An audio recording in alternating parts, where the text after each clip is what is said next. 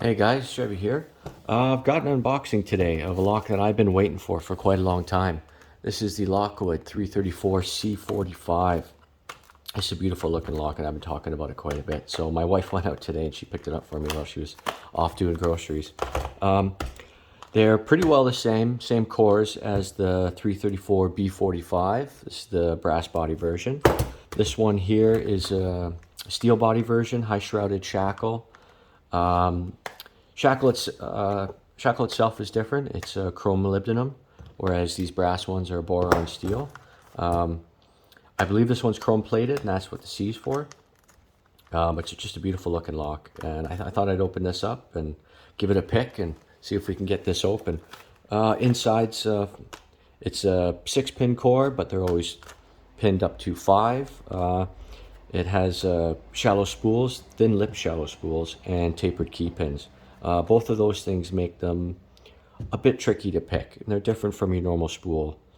The thin lip makes it prone to oversetting, and the tapered key pins themselves don't really help in that regard as well. So this has a security rating here of 7, which is high to maximum security for Lockwood. Yeah, it's a pretty tough lock, but it's not too bad. Corrosion resistance rating is a 4, and I believe that's the chrome plating and chrome molybdenum shackle on it. So yeah, I've been wanting one for my collection for quite a while, so I'm really excited to get one. They retail for about 70 Aussie dollar, which I think is like 47, 48 American dollars, USD. But yeah, let's not waste any more time. Let's get this in a vise and try and pick it. These locks you can make them key retaining if you so shall choose. Like I said, there's a 6-pin core, but they're pinned up to 5. This one I have pinned up to 5, made that key, and this one is key retaining. That's going to come back in, and it uses a pin in the back. This one's a 6-pin and not key retaining, but it's just a pin in the back used to make it so, which differs a little bit from, like, say, the Abus 83 series, which uses a Z-bar. Anyways, let's open this up and get to picking.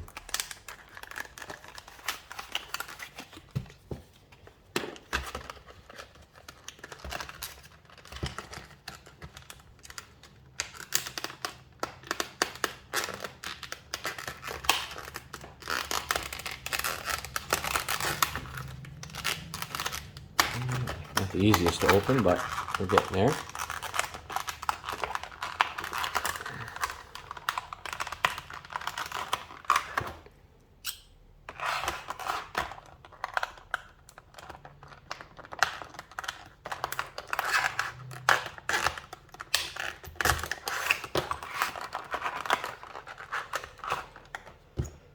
Okay.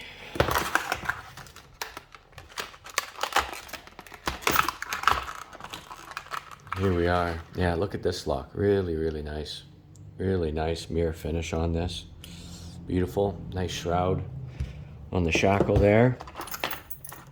Okay, let's see what we've got for bidding. Oh, that looks really good, actually. That is a nice bidding. Nice high lifts. It's 5-pin, 1, 2, 3, 4, 5. Yeah, it definitely looks doable. So, try her out. Beautiful. Works nice. Nice shackle pop. Looks good. Looks like drainage hole here and here. Yeah, let's get this in the vise. That's enough playing. Look at that bidding. Jeez, like it. All right. Let's try this out and see what we can do.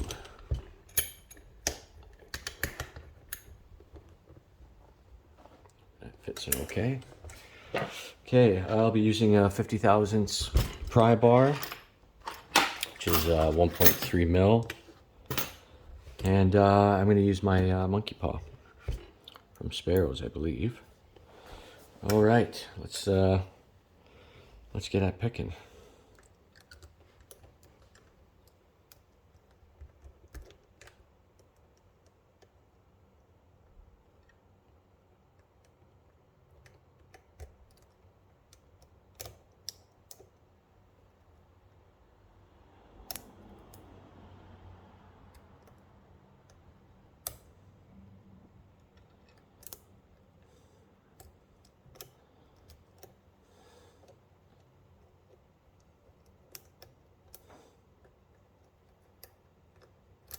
And as expected, I have overset some.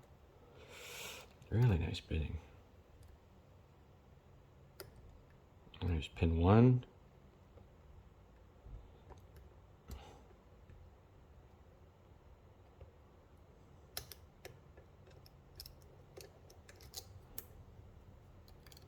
Start again. Pin 1. Oh, pin 2. Very high.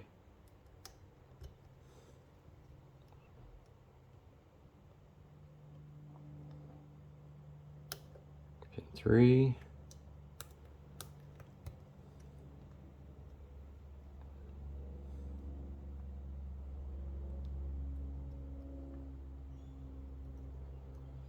Pin 5 doesn't want to move.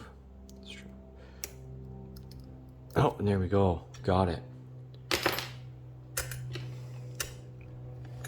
Beautiful. Oh. Oh, there we go. All right, it's open. I really like that bitting.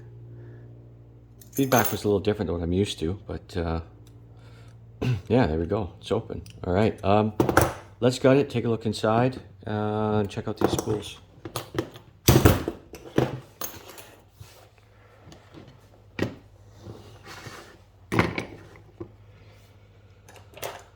Okay, 334 series has the screw down the shackle hole.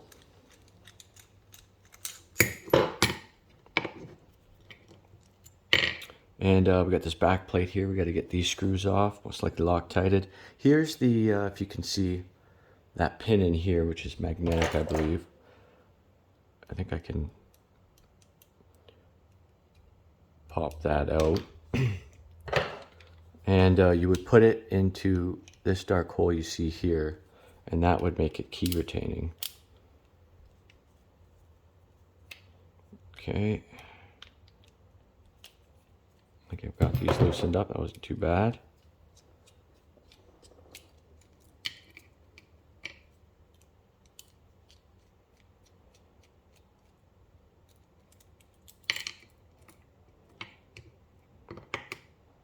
There we go.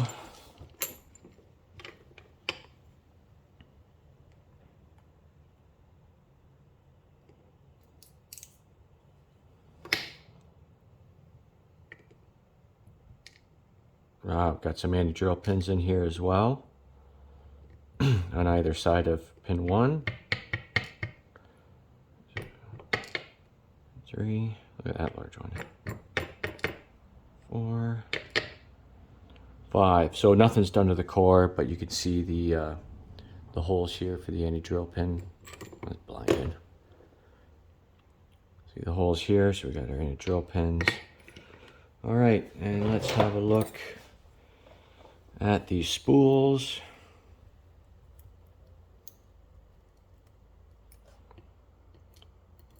Yeah, so as I stated before, these spools are a bit different than the normal spools you encounter.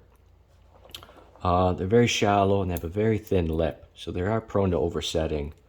And then the tapered key pins you have certainly doesn't help your cause with oversetting as well. So I think that's what makes these tricky.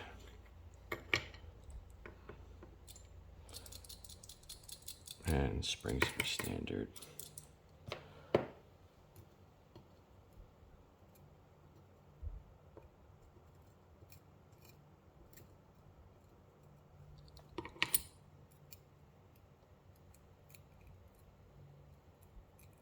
Come on, there we go.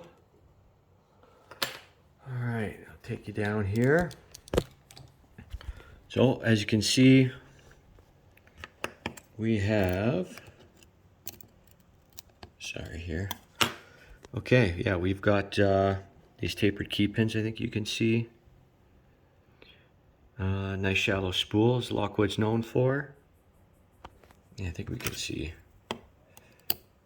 the tapering here. Yeah.